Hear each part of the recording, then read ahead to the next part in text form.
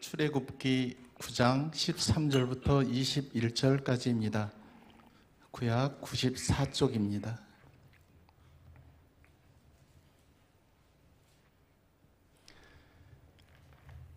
여호와께서 모세에게 이르시되 아침에 일찍이 일어나 바로 앞에 서서 그에게 이르기를 히브리 사람의 하나님 여호와의 말씀에 내 백성을 보내라. 그들이 나를 섬길 것이니라. 내가 이번에는 모든 재앙을 너와 내 신하와 내 백성에게 내려 온 천하에 나와 같은 자가 없음을 내가 알게 하리라. 내가 손을 펴서 돌림병으로 너와 내 백성을 쳤더라면 내가 세상에서 끊어졌을 것이나 내가 너를 세웠음은 나의 능력을 내게 보이고 내 이름이 온 천하에 전파되게 하려 하였음이니라. 내가 온전히 내 백성 앞에 교만하여 그들을 보내지 아니하느냐. 내일 이맘때면 내가 무거운 우박을 내리리니 애굽 나라가 세워진 그 날로부터 지금까지 그와 같은 일이 없었더라. 이제 사람을 보내어 내 가축과 내 들에 있는 것을 다 모으라.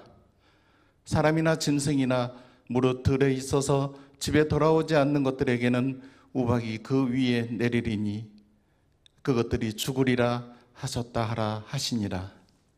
바로의 신하 중에 여호와의 말씀을 두려워하는 자들은 그 종들과 가축을 집으로 피하여 들였으나 여호와의 말씀을 마음에 두지 아니하는 사람은 그의 종들과 가축을 들에 그대로 두었더라. 아멘. 아멘. 사람이 나이가 들어감에 따라서 철이 듭니다. 그래서 어린아이의 모습을 벗어버리고 어른이 되는 것입니다. 어린아이 시절에 제멋대로 행동하는 습관을 어느 정도는 내려놓습니다. 다른 사람을 배려할 줄 알게 되고 다른 사람과의 조화를 생각하면서 나만 생각하며 생활하던 그 생활에서 벗어나서 이제는 함께 어울려 생활하는 법을 배우고 그렇게 실천하게 됩니다. 하지만 불행하게도 모든 사람이 다 이 과정을 거치는 것은 아닙니다. 어떤 사람은 어린 시절부터 정말로 하나님의 부르심을 받은 그 순간까지 평생 제멋대로 행동하다가 인생을 마감하기도 하고요. 어떤 사람은 정말로 평생을 자신도 힘들고 주변 사람들도 힘들게 하는 삶만 살다가 인생을 마감하기도 합니다. 그런데 더 안타까운 사실은 우리가 한번 철이 들더라도 평생 그 철든 상태를 유지하며 살 수는 없다는 것입니다. 우리가 낡고 병약해지고 죽음이 가까워 오면 우리가 사람 변했다는 소리를 듣게 되죠. 어느 때 그런 소리를 듣게 되냐면요. 언제부턴가 나 외에 다른 사람들을 전혀 생각하지 않고 나만을 위해서 살아가는 겁니다. 자식, 그렇게 소중하게 여기던 자식도 생각하지 않고 그리고 친구와 누구도 생각하지 않고 오직 내 욕구만 생각하면서 살아가는 제2의 유년기를 맞게 됩니다. 여기서 예외가 나는 사람이 많지 않습니다. 그래서 나이 들면 애 된다라고 하는 얘기가 그래서 나오는 겁니다. 자식들이야 살림이 어렵든 말든 내가 원하는 것이 있으면 다 사야 직성이 풀립니다. 혹여 자식들이 어려운 사정을 이야기해도 그것을 노여워할 뿐 자식들의 사정을 전혀 배려하지 못합니다. 왜 그럴까? 많은 자식들이 아마 여기 앉아 계신 연세가 드신 우리 어르신들도 이미 세상을 떠나신 그 부모님의 그런 변화를 경험하시고 왜 그렇지? 하는 생각을 하셨을 거예요. 우리 엄마가 나만 이렇게 귀하게 여겼는데 우리 아버지가 나라면 끔찍하게 여겼는데 어떻게 자기만 아는 이런 사람이 됐지? 서운해 하셨기도 하셨을 겁니다. 하지만 그런 모든 이유 뒤에는 죽음이라고 하는 것이 자리 잡고 있습니다. 죽음이 자신에게 가깝다는 것을 직감하기 때문에 살 날이 얼마 남지 않았다고 생각하기 때문에 인품이고 그리고 체면이고 따질 것 없이 오직 나만 생각하고 그리고 나만 챙기는 그런 상태가 되는 것입니다. 여러분, 불편하고 그리고 정말로 직면하기 어렵지만 바로 이것이 우리가 늙어간다 하는 말의 의미입니다. 우리의 마음은 잔잔한 호수보다 밤낮 요동치는 바다와 같습니다. 또 선과 악이 치열하게 싸우는 전쟁터와 같습니다. 우리가 명상이나 기도로도 잠잠하게 할 수 없는 광풍이 우리의 마음에 몰아치고 큰 집채만한 파도가 수시로 우리의 마음을 때립니다. 그것이 우리의 마음입니다. 흔히 내 마음이 가는 대로 산다라고 하는 말이 있습니다. 나는 자연인이다 하는 그 프로그램이 정말로 시간과 그 때를 가리지 않고 채널만 틀면은 이쪽에서 나오고 저쪽에서 나오고 인기 프로가 되는 것은 사람들 마음 가운데는 누구에게도 얽매이지 않고 내 마음이 가는 대로 살고 싶은 마음이 있기 때문입니다. 물론 그렇게 집을 떠나서 혼자 산속에 집을 짓고 살아간다고 해서 내 마음이 가는 대로 다 살아갈 수 있는 것은 아닙니다. 어쨌든 사람들은 자신의 마음이 원하는 대로 말하고 행동하기를 원합니다. 참 자유로운 영혼 같아서 멋지게 보인다고 생각을 합니다. 하지만 이것은 참된 자유가 아닙니다. 우리의 마음이라고 하는 것, 우리가 마음이 가는 대로 간다 할 때는 마음을 따라가는 것인데, 우리의 마음은 바다같이 넓다가도 순식간에 옹졸해지기 시작하면은 바늘 하나 꽂을 곳이 없이 좁아지기도 하기 때문입니다. 참으로 예전에 오래된 그 유행가 제목처럼 내 마음 나도 몰라라고 하는 말이 우리 마음을 가리키는 데는 정말 제대로 된 말이 아닐까 생각합니다. 그런데 어떻게 우리가 우리의 마음 가는 대로 살 수 있겠습니까? 옛사람들은 마음을 따르지 말고 마음의 주인이 되라라고 하는 말로 그 해결책을 내놨습니다. 마음에 끌려다니지 말고 마음의 주인이 되어서 끌고 가라는 겁니다.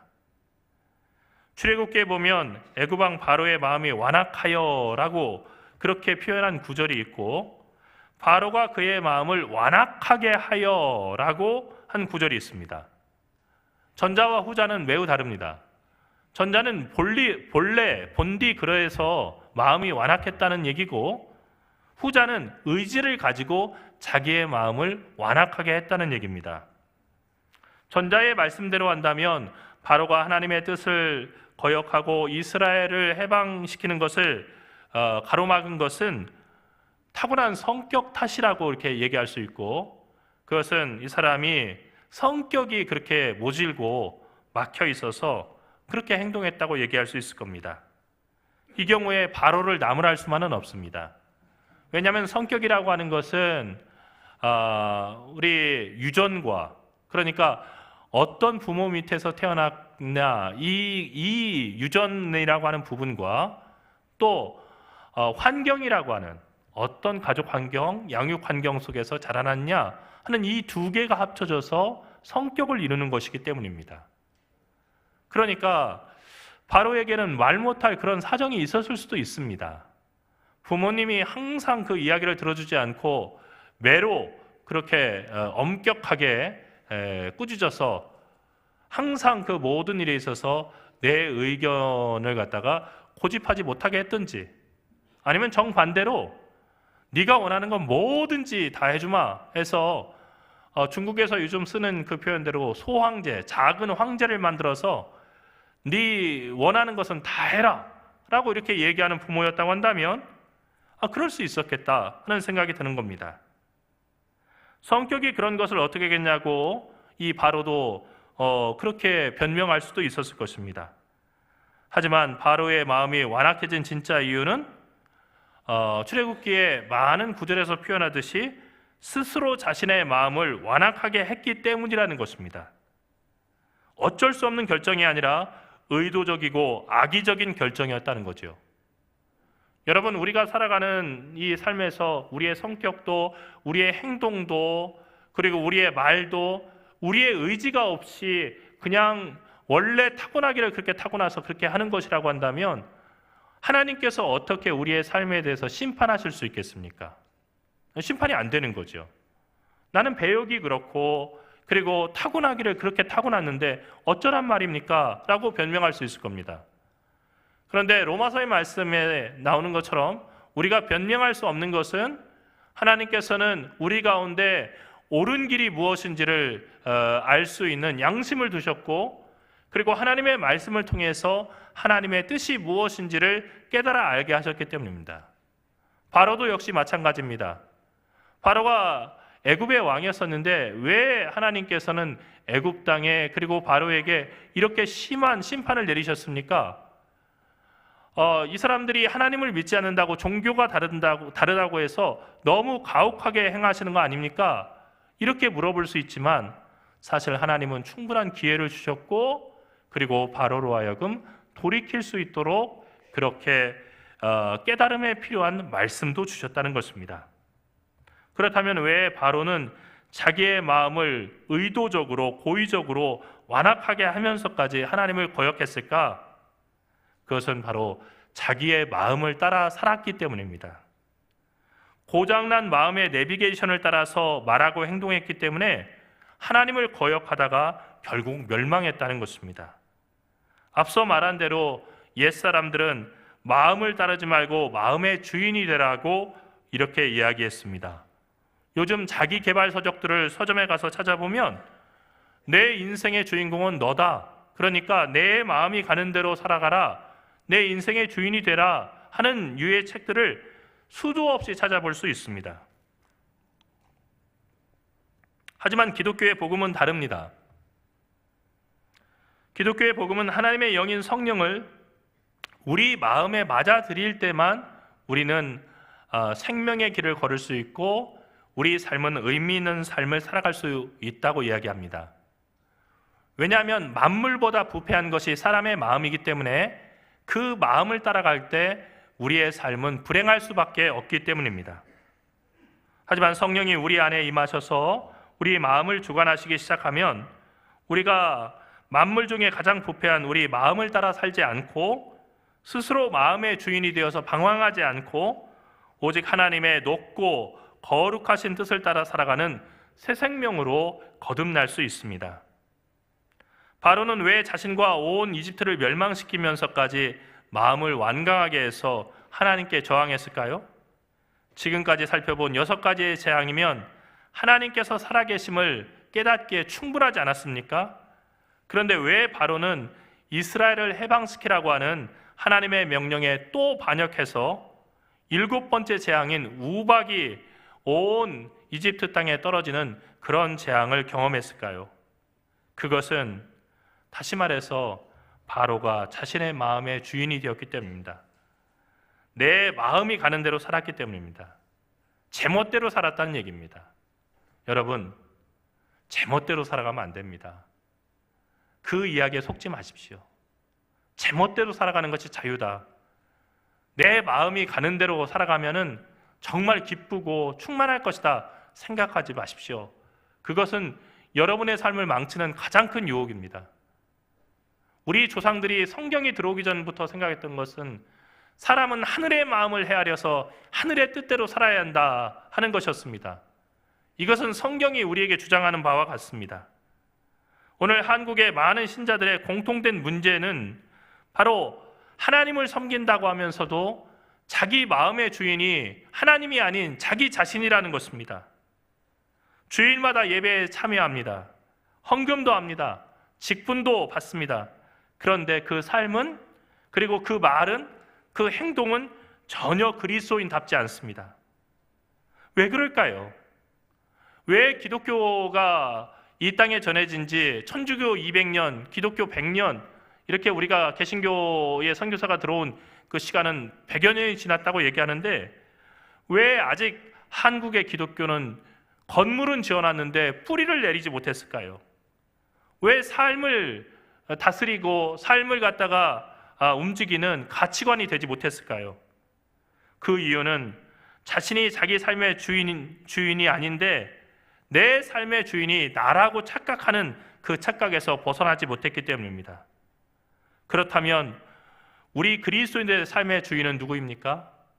사실 질문 속에 답이 있습니다. 그리스도인이라고 하는 것은 그리스도를 주로 삼고 살아가는 사람입니다. 그런데 그리스도는 하나님을 주인으로 삼고 살아가셨던 분이십니다. 물론 그분은 하나님이시지만 이 땅에 인간의 육신을 입고 오셔서 100% 사람이 되셨을 때 그분은 하나님을 주인으로, 하나님 아버지를 주인으로 삼고 살아가는 거룩하신 하나님의 아들이셨습니다. 세상 모든 사람의 삶의 주인이 누구입니까? 그것은 바로 하나님이십니다.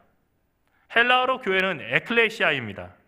에클레시아는 멋멋으로부터를 의미하는 에크라고 하는 전치사와 소집하다를 의미하는 칼레오가 합쳐서 된 말입니다. 에클레시아는, 즉 교회는 부름받은 사람들의 모임이라는 것입니다.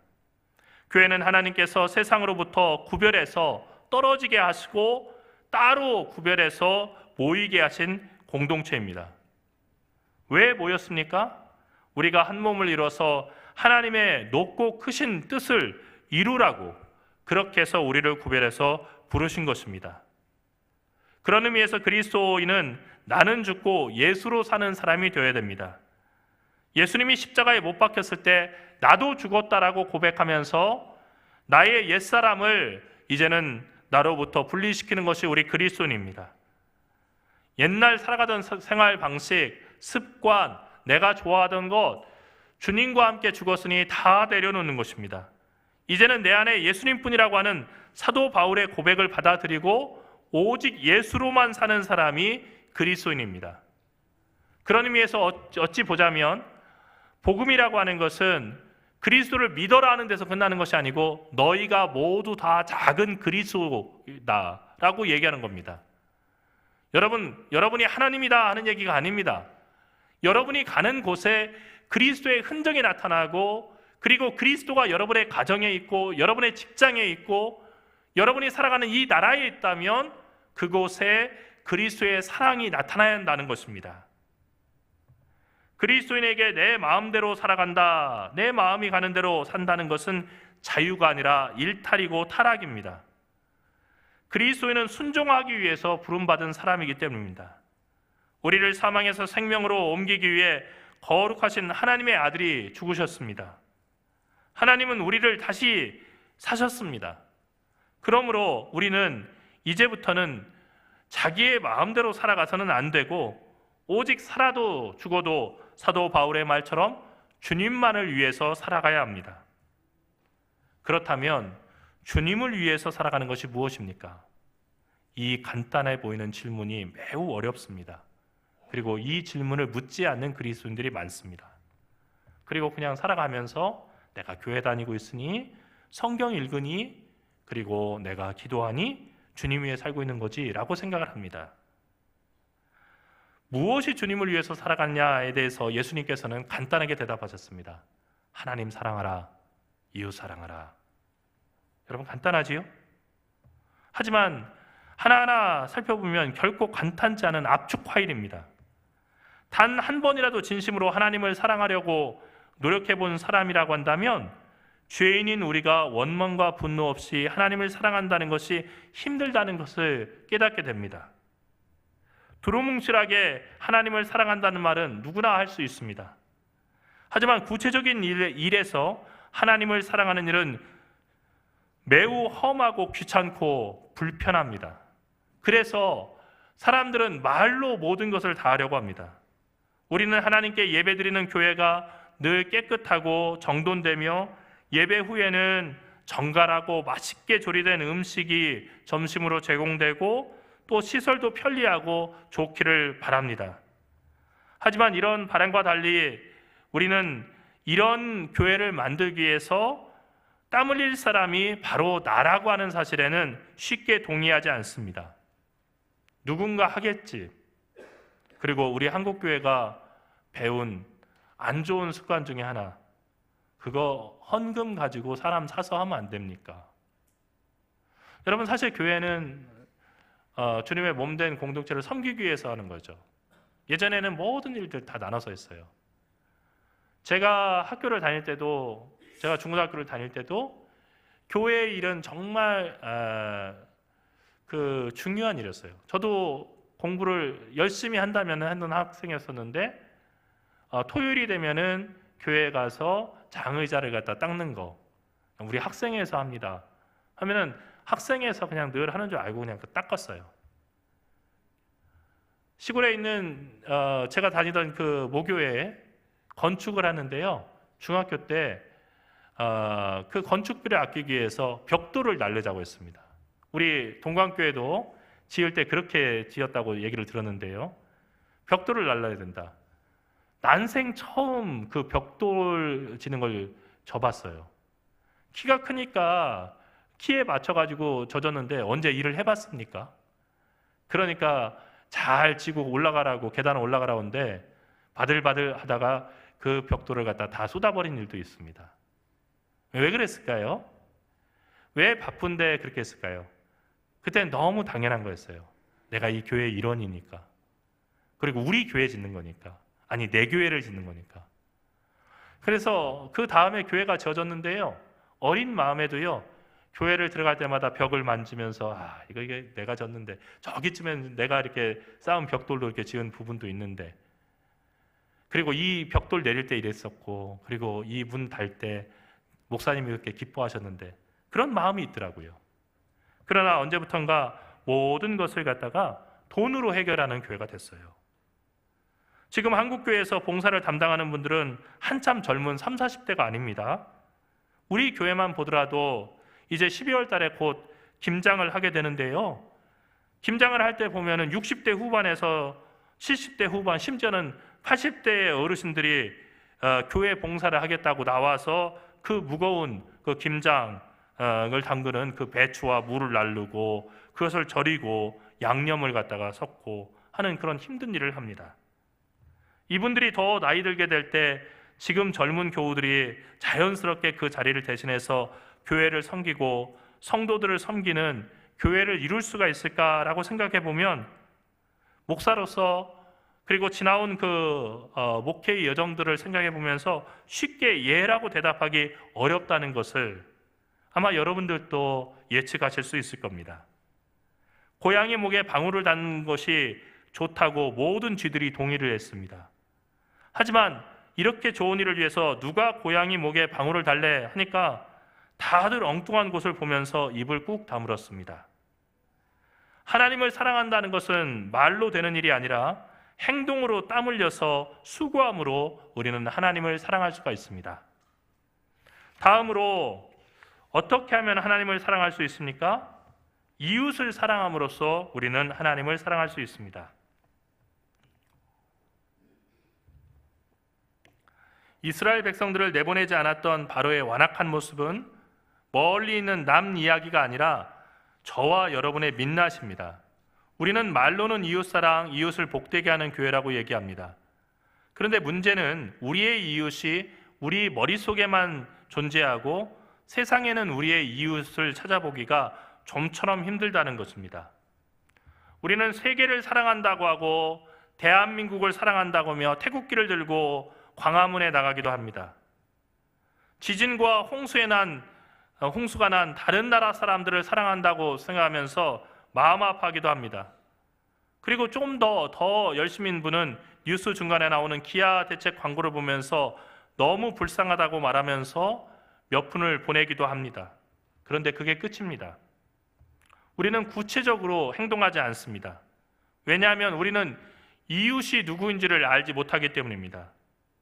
이웃을 사랑한다는 구호는 외치지만 이웃을 매우 모호하고 포괄적이고 그리고 전 인류를 다 포함한 사람들로 여기기 때문에 이웃을 사랑하지 못하는 것입니다. 톨스토이는 얘기했습니다. 전 인류를 사랑한다는 사람은 단 한 사람도 사랑하지 못한다. 여러분, 여러분의 이웃이 누구입니까? 그것은 여러분과 마음 불편한 갈등을 겪고 있는 형제, 부모일 수 있고 그리고 여러분들이 매일 만나는 교우들입니다. 그런데 더 많은 시간을 보내는 여러분의 이웃이 있습니다. 그것은 바로 여러분의 직장 동료들과 학생들의 경우에는 같은 반 학생입니다. 흔히 어떤 직장에 대해서 자랑할 때 직원 모두가 가족과 같은 분위기에서 일하는 직장이라는 표현을 씁니다. 이 말이 우리를 병들게 합니다. 직장은 가족과 같은 공동체가 돼서는 안 됩니다. 될 수가 없기 때문입니다. 직장이 가정과 같아야 되는데, 그래서 내가 잘못을 다 이해하고 그냥 늘 웃기만 하고 나만 바라보고 나만 좋아하고 그래야 되는데 할 때 그 직장은 우리에게 실망스러운 것뿐입니다. 여러분 잘 기억하십시오. 직장은 돈 벌러 가는 곳입니다. 하지만 거기서 만나는 사람들은 우리의 이웃입니다. 그러니까 우리의 이웃들은 우리가 생각하는 것처럼 늘 웃고 늘 친절하고 늘 맛있는 거 나한테 대접해주고 골치 아픈 일은 다 자기가 맡아주는 사람들이 아니고, 사실은 여러분이 직장에서 만나는 것처럼 흠도 있고 티도 있고 우리와 갈등을 겪는 그 사람 자체입니다. 직장은 여러분이 일용할 양식을 얻으러 가는 일터이지만, 이 모든 일은 수고롭고 힘든 일이지만 그래도 우리는 일을 하면서 인생을 살아가야 됩니다. 즐기듯이 놀듯이 내 마음대로 행동하는데 돈 많이 주는 직장이 있다고 한다면 여러분은 의심해 봐야 됩니다. 다단계가 아닌가? 혹은 보이스피싱 그룹이 아닌가? 곧 얼마 가지 않아서 여러분에게 엄청난 것을 요구하게 될 거예요. 여러분이 성인이 된 이후에 인생에서 가장 많은 시간을 보내는 사람들은 바로 직장 동료들입니다. 그런데 그 직장 동료를 존중하거나 사랑하지 않고 직장 동료에게 불친절하고 더 나아가서 직장 동료를 시기하고 그 직장 동료와 다투며 산다고 한다면, 그럼에도 불구하고 나는 그리스도인이고 이웃을 사랑하는 사람입니다 라고 말하는 것은 위선이고 거짓말일 수밖에 없습니다. 이웃을 사랑하라고 하나님께서 명령하실 때 그 이웃은 사랑받을 만한 가치가 있는 사람들만이 아니고 원수를 포함한 모든 사람이었습니다. 그런데 이스라엘은 이 말씀을 착각했습니다. 이웃 따로 있고 원수 따로 있다고 생각했습니다. 그래서 이웃에게는 친절히 대하지만 원수는 미워하고 저주하고 괴롭혀도 당연한 것이라 생각했습니다. 또 내 마음에 드는 사람은 이웃이고 내 마음에 안 들면 원수라고 생각해서 자기의 혐오와 미움과 차별을 정당화했습니다. 사랑하는 성도 여러분, 우리의 한국 교회를 망치는 원흉은 근본주의와 바리새주의입니다. 우리의 한국 교회 복음이 전해졌는데 우리는 유교적인 전통과 기독교적인 전통을 함께 섞으면서 근본주의와 바리새주의라고 하는 큰 병폐를 낳았습니다. 근본주의와 바리새주의는 하나님의 용서와 자비보다는 누가 잘했고 잘못했고를 따지는 그런 인간의 의를 먼저 앞세우는 신앙입니다. 또 사람의 의로운 행위를 자랑하고 그것을 중시하는 신앙입니다.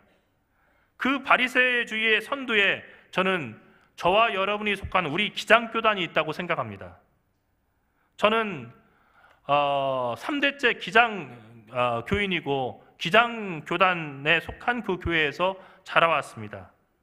하지만 저는 우리 교단에 대해서 매우 실망스럽게 생각하고 바뀌지 않으면 문을 닫을 수밖에 없다라고 생각합니다. 우리 기장교단은 70년대와 80년대 당시 고난당하는 민중들의 편에 서서 가난한 이웃들과 노동자들을 대변하고 그들의 인권을 보호해주고 정치가 민주화될 수 있도록 하는 예언자적인 역할을 감당한 그런 교단입니다. 하지만 그것은 지나간 일입니다. 우리가 지금 자랑하고 내세울 일이 아닙니다. 사회가 안정된 이후에는 많은 박수와 찬사를 받으면서 스스로를 대단하게 생각하는 착각에 빠졌습니다. 진보 교단이라고 자부하면서 다른 그 보수 교단들 그리고 그들의 신앙과 신학을 우습게 평가절하하는 일을 주저하지 않았습니다. 그러면서 우리는 무언가 대단한 것을 가진 교단인 것처럼 자기 의에 도취해서 함부로 남을 판단하고 심판했습니다. 바리새주의는 자기는 절대로 옳고 남은 틀리다고 하는 자기 의에 중독입니다. 우리 기장교단은 지금 자기 의에 중독되어 있습니다. 70년대 민주화 과정에서 기장교단은 하나님께서 사용하시고 내려놓으신 소모는 막대기였을 뿐입니다. 결코 그 주체가 될 수 없습니다. 아무리 우리 교단의 선배 목사님들과 신자들이 민주화의 과정 속에서 옥에 갇힌 분들이 많다 하더라도 우리는 그것이 신앙의 전부는 아니라고 하는 것을 알아야 되고 그 모든 것을 우리가 따를 신앙의 본으로는 삼을 수 있지만 그리스도를 대신해서 우리를 의롭게 해줄 그런 의라고 여겨서는 안 된다는 것입니다. 바리새인들에게 바리새인이 아닌 모든 사람들은 다 죄인이었습니다. 바리새인들에게 죄인은 이웃이 아니었습니다.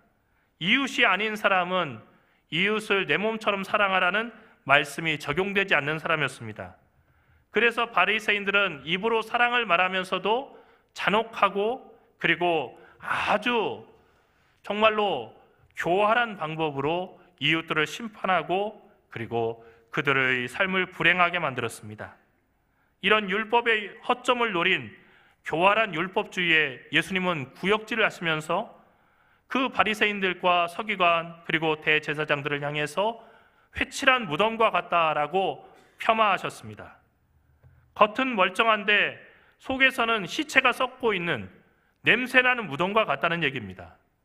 이 이야기를 우리 기장교단 그리고 이 기장교단에 속한 우리 교회는 피할 수 있겠습니까? 예수님은 산상수훈의 말씀을 통해서 율법에 대해서 사람들이 오해하고 있는 것을 정말로 깨끗하게 반박하셨습니다. 그것은 바로 이 말씀입니다. 또 내 이웃을 사랑하고 내 원수를 미워하라 하였다는 것을 너희가 들었으나 나는 너희에게 이르노니 너희 원수를 사랑하며 너희를 박해하는 자를 위하여 기도하라. 이같이 한즉 하늘에 계신 너희 아버지의 아들이 되리니 이는 하나님이 그 해를 악인과 선인에게 비추시며 비를 의로운 자와 불의한 자에게 내려주심이라. 너희가 너희를 사랑하는 자를 사랑하면 무슨 상이 있으리요? 세리도 이같이 아니하느냐? 또 너희가 너희 형제에게만 무난하면 남보다 더하는 것이 무엇이냐? 이방인들이 이같이 아니하느냐? 그러므로 하늘에 계신 너희 아버지의 온전하신 것 같이 너희도 온전하라. 아시겠습니까? 여러분을 사랑하는 사람만 사랑하는 것은 결코 이웃 사랑이 아닙니다. 교회에 와서도 자기 가까운 사람들에게는 팔짱을 끼고 친절하게 대하고 서로 먹을 것도 나누고 하면서 주변을 둘러보지 못한다고 한다면 아무런 상이 없는 겁니다. 예수 안 믿는 사람도 다 그 정도는 합니다. 우리가 교회로 모인 것은 그 이상을 하기 위해서입니다. 그것은 우리에게 껄끄럽고 불편하고 우리가 사랑할 수 없는 그 사랑을 사랑하기 위해서입니다. 악인에게도 해를 비춰주시고 비를 내려주시는 그 사랑으로 내가 보기에 불편하고 미워하고 그리고 내가 싫어하는 그 사람까지 용서하고 사랑으로 품기 위해서 우리는 말씀을 듣고 기도하고 그리고 하나님께 간구하는 겁니다. 누군가를 정죄하는 마음을 버리지 못한다고 한다면 하나님께서 우리가 정말로 24시간을 기도한다 할지라도 그 기도는 받지 않으십니다. 예수님은 분명히 그것을 얘기하셨습니다.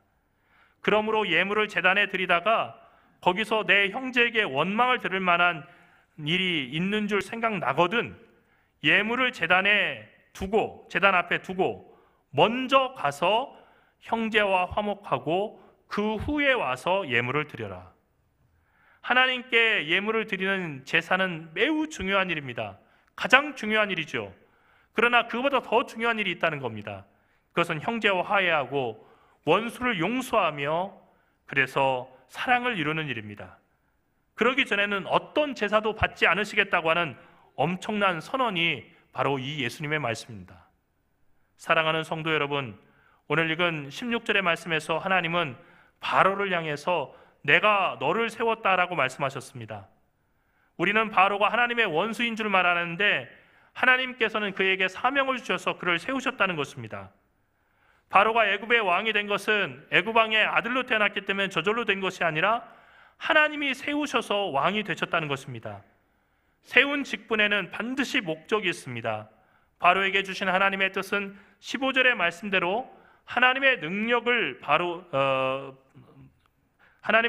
보이고 이 바로를 통해서 하나님의 이름이 온 천하에 널리 퍼지게 하기 위해서 바로를 세웠다는 겁니다. 바로는 흔히 생각하듯이 국민 밉상이 되라고 하나님께서 세우신 못된 정치인이 아니라는 것입니다. 하나님의 능력을 깨닫고 하나님의 위대하신 이름을 온 천하에 널리 알리라고 겸손한 왕이 되라고 하나님께서 세우셨다는 뜻이죠. 하지만 바로는 이런 하나님의 뜻을 무시하고 자기 마음대로 말하고 자기 마음대로 행동했습니다. 불편한 이야기를 하는 사람의 입을 막고 그리고 자기의 권력을 가지고 국민들이 다 죽어가는데도 불구하고 자기 하고 싶은 대로 다 하다가 7번째 재앙까지 받은 것입니다. 사랑하고 불쌍히 여겨야 할 이웃 이스라엘을 오히려 박해하고 괴롭혔습니다. 자신을 세우신 분의 크신 뜻을 망각한 채 길 잃고 방황하는 그런 사람이 된 것입니다. 여러분, 인생 여정 한가운데서 나는 길을 잃었고 어두운 숲속에 들어선 후에야 올바른 길에서 벗어났다는 사실을 깨달았다라고 하는 구절이 있습니다. 이 구절은 단테의 신곡 제1권 지옥편의 첫 문장입니다. 우리가 끝까지 깨닫지 못한 채 일탈한 상태로 사랑과 용서 대신에 미움과 시기심으로 우리의 삶을 채우고 누군가를 미워하면서 그 사람을 사랑하지 못하고 살아가면 우리는 결국 어두운 숲 속에 들어가게 된다는 것입니다. 그런데 그 어두운 숲은 바로 지옥으로 가는 여정의 시작입니다. 그때 깨닫게 되면 너무 늦은 것이라고 단테의 신곡 첫 구절을 통해서 우리에게 이야기하고 있는 것입니다. 아직 시간이 있을 때 우리는 돌이켜야 합니다. 아직 시간이 있을 때 우리는 내 마음대로 사는 것이 아니라 그분의 마음과 뜻대로 살아야 합니다. 아직 시간이 있을 때 올 12월이 다 가기 전에 화해할 것을 다 화해해야 합니다. 아직 생명이 붙어 있을 때 내가 베풀지 못한 사랑을 다 베풀어야 합니다. 우리는 하나님의 부르심을 받은 백성이고 하나님의 자녀인과 동시에 하나님께서 부르시면 언제든 하나님 앞에 돌아가야 되는 한정된 삶을 살아가고 있는 그런 피조물이기 때문입니다. 기도하겠습니다. 살아계신 하나님, 은혜와 사랑을 감사합니다. 오늘 주신 말씀을 저희들의 마음에 새기고 하나님의 뜻을 헤아려 알게 인도하여 주시옵소서. 우리로 하여금 하나님이 우리를 이 세상에 세우신 그 사명을 잊고 길 잃고 방황하지 말게 하시고 오직 하나님의 말씀에 순종하여 하나님께서 원하시는 하나님을 사랑하고 이웃을 사랑하는 복된 삶을 이루어가게 인도하여 주시옵소서. 사랑하시는 우리 주 예수 그리스도의 이름으로 간절히 기도드리옵나이다.